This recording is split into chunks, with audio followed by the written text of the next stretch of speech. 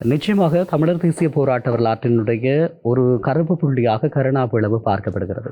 எந்த அடிப்படையில் இந்த பிளவு ஆரம்பமாக இருந்தது புலிகளுக்கும் கருணாவுக்கும் இடையில்? இது ஒரு நீண்ட உண்மையிலே எங்களை பொறுத்தவரையில் ஒரு திடீரென்று ஒரு நாள் ஒரு அறிவித்தல் வருகிறது. நாங்கள் அந்த நேரத்திலே களத்தில் ஊடகவியலாளராக கிழக்கில் பணியாற்றி கொண்டிருந்த காலகட்டம், ஒரு சமாதான காலகட்டம். இந்த சமாதான காலகட்டத்தில் எங்களுக்கு அந்த அக்சஸ் இருந்தது. நேரடியாக விடுதலை புலிகளுடைய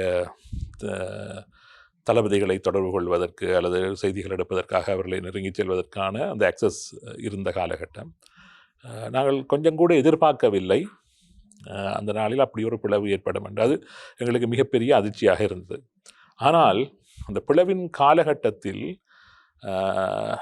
அதற்கு முன்னர் நடந்த பல சம்பவங்களை தொகுத்து பார்க்க நேரத்தில், அதாவது மீட்டு பார்க்கின்ற நேரத்தில், இது சிறிது காலமாக இந்த பிளவின் சமிஞ்சைகள் வெளிவந்து கொண்டிருந்ததை பின்னர் தான் எங்களால் அதை மீட்டு பார்க்கக்கூடியதாக இருந்தது. என்றால் எப்பயுமே சொல்லுவார்கள், சில சிக்னல்ஸுகள் வந்து கொண்டே இருக்கும்.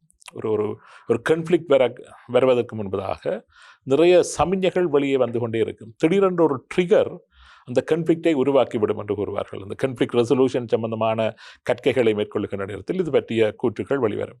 எனவே கருணாவின் பிளவு 2004ஆம் ஆண்டு மார்ச் மாதத்தில் தான் அது உருவாக்கப்பட்டதாக, அது வெடித்து கிளம்பியதாக, அந்த ட்ரிகர் உருவாக்கப்பட்டதாக கூறப்பட்டாலும் எங்களுக்கு அப்பொழுதுதான் அது தெரியும்.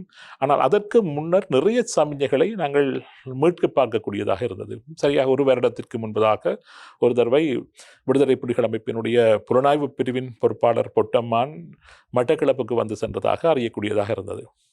அந்த நேரத்தில் விடுதலை புலிகளுடைய தேசிய புலனாய்வு பிரிவு, பொட்டம்மானின் கீழ் செயற்பட்ட அந்த தேசிய புலனாய்வு பிரிவு, அந்த பிரிவில் கடமையாற்றிய கிழக்கு மாகாணத்தைச் சேர்ந்த அத்தனை போராளிகளும், அந்த நேரத்தில் கிழக்கு மாகாணத்தின் பொறுப்பாளராக ரெஜினால்ட் என்று கூறப்படுகின்ற ஒரு தளபதி பதவி வகித்துக் கொண்டிருந்தார்.